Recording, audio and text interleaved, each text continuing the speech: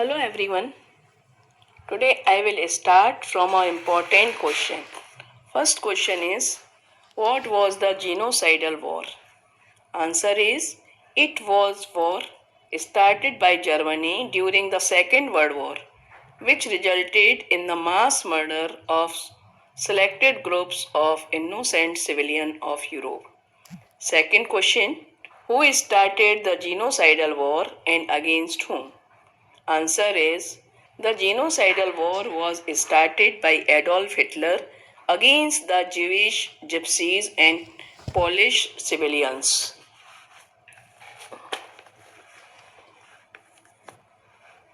Dear listeners, today I will explain the next topic of lesson, the art of propaganda. The Nazi regimes used language and media with care and often to great effect. अपनी बात को करने के लिए वो लोग जिस language का या जिस टर्म का यूज़ करते थे वो डिसेप्टिव ही नहीं बल्कि बहुत चिलिंग भी होता था। नाजी कभी किल या मर्डर वर्ड यूज़ नहीं करते थे। वो मास किलिंग करवाएं तो वो अपनी लैंग्वेज में special treatment, final solution for the Jews, euthanasia for the disabled people, selective and disinfectious evacuation means deporting people to gas chamber. Gas chambers were labeled disinfection area which was looked like bathroom. Role of media in propaganda. Media का क्या role था इस propaganda में? The role of media in promoting Nazi propaganda was, media का use बहुत ही carefully support को जीतने के लिए और नाजी को पॉपुलर बनाने के लिए किया जाता था. Nazi ideas were spread through visual images, films, radio, posters and catchy slogans. Socialist और लिबरल को वीक और डिजनरेटेड कहा जाता था. Propaganda films were made to create Jews से नफरत करने के लिए. मीन्स प्रोपोगेंडा फिल्म ज्यूज से नफरत करने के लिए बनाई जाती थी, जिनमें से सबसे इनफेमस फिल्म थी द इटर्नल ज्यू. आप लोग याद रखिएगा, वो फिल्म थी द इटर्नल ज्यू. नाजी जर्मनी में ऑर्थोडॉक्स ज्यूज वर स्टीरियोटाइप्ड माना जाता था और उनकी फ्लोइंग बियर्ड, वियरिंग काफ्तान. लेकिन हकीकत में जर्मन और ज्यूज को पहचानना भी मुश्किल था. ज्यूज को इंसेक्ट कहा जाता था और उनके मूवमेंट की तुलना चूहों से की जाती थी. Ordinary people and the crimes against humanity. जो बहुत ही ऑर्डिनरी लोग थे, उनका मानना था कि देश में नाजी ही देश को प्रॉस्पेरिटी दिला सकते हैं. कुछ German oppose Nazism, but the large majority of Germans had no courage to protest. कुछ जर्मन ऐसे भी थे, कुछ जर्मन अपोज्ड भी थे, कुछ जर्मन जो नाजिज्म का पोजीशन करते थे. But the large majority of Germans had no courage to protest. लेकिन मोस्टली जर्मन के पास इतना करेज नहीं था जो नाजी का विरोध कर सकें.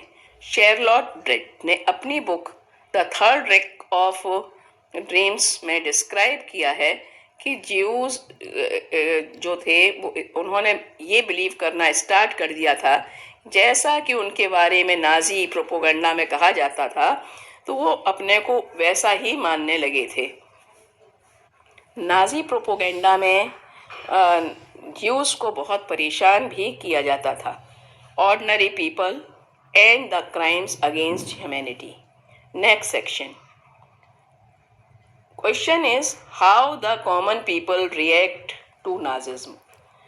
नाजिज्म से के लोग कैसे, जो कॉमन पर्सन थे, कैसे रिएक्ट करते थे नाजिज्म को? Answer: many saw the world through Nazis eyes and spoke their mind in the Nazi language. They felt hatred inside them when they saw someone who looked like a Jew. उनका इतना था कि अगर वो किसी जीव को देख भी लेते थे, कॉमन पर्सन, तो वो हेट करने लग जाते थे. लाइक अ ज्यू. और ज्यूइश, अगर कोई ज्यूस आ जाता था उनके नेवर में, पड़ोस में, उनके घरों को मार करके पुलिस को भी बता देते थे कि वो सस्पिशियस नेवर आ गया है. उन्हें विश्वास था कि नाजिज्म उनके लिए प्रॉस्पेरिटी लाएंगे. लेकिन हर जर्मन नाजी नहीं था. बहुत से लोग एक्टिवली नाजिज्म का विरोध करते थे, लेकिन mostly German passive on looker थे. बस देखते थे कि वो क्या कर रहे हैं. उन्हें नाजी के किसी भी काम का विरोध करने का साहस नहीं था और वो उनके कामों को साइलेंटली देखते थे. शर्लट वेरट ने सीक्रेटली लोगों के ड्रीम को रिकॉर्ड किया, फिर अपनी डायरी में लिखा. बाद में उन्होंने अपनी book the third Reich of dreams में लिखा कि किस तरह ज्यूज अपने को वैसा ही समझने लगते थे जैसा कि नाजी के लोग उनसे कहते थे. ज्यूज अपनी मौत के पहले हजारों बार मरते थे. Next topic: knowledge about the Holocaust. Word